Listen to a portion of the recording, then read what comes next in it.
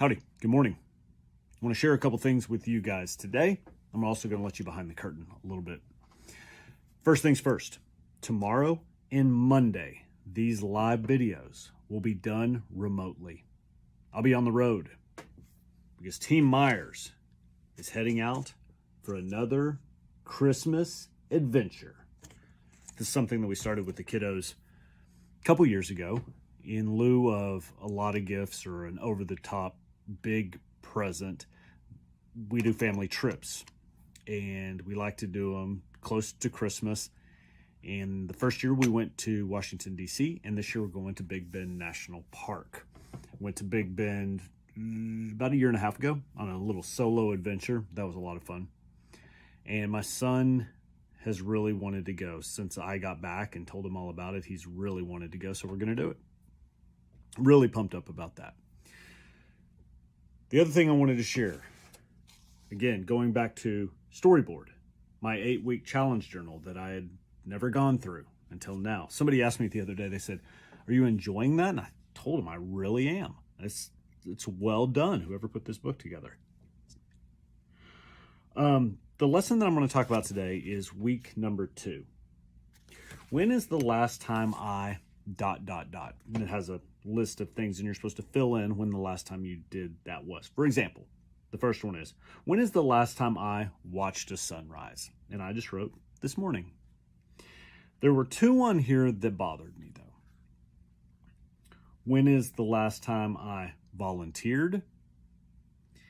And when is the last time I laughed until I cried?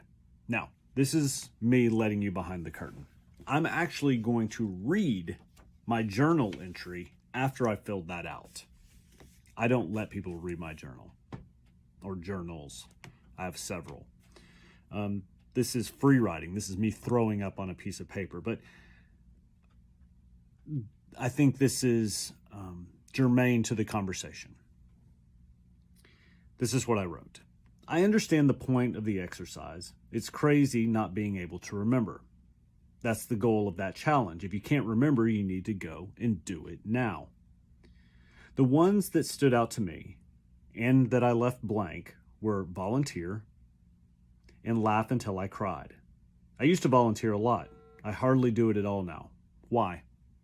Kids, life, bullshit excuses. This inspired me to be intentional about this, and I'm going to be, I promise. The laughing part is probably more concerning. I know I laugh. My kids make me laugh. But until I cried, unfortunately, it's been a while. How do you create this? How do you put yourself in that position? Those may be some of the best questions I've ever asked.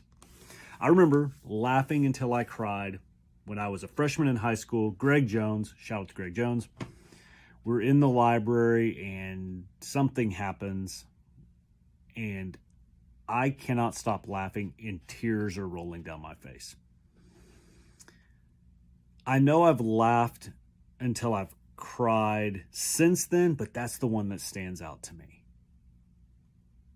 Since I did that exercise and since I wrote that journal entry, I watched the Jim Valvano ESPY speech. If you haven't seen that, Google it right now. Turn this off. Google that. It is unbelievable.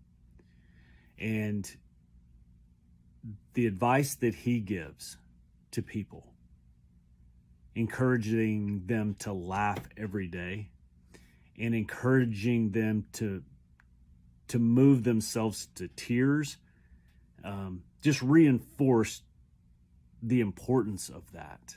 But again, I go back to the questions, how do you create it?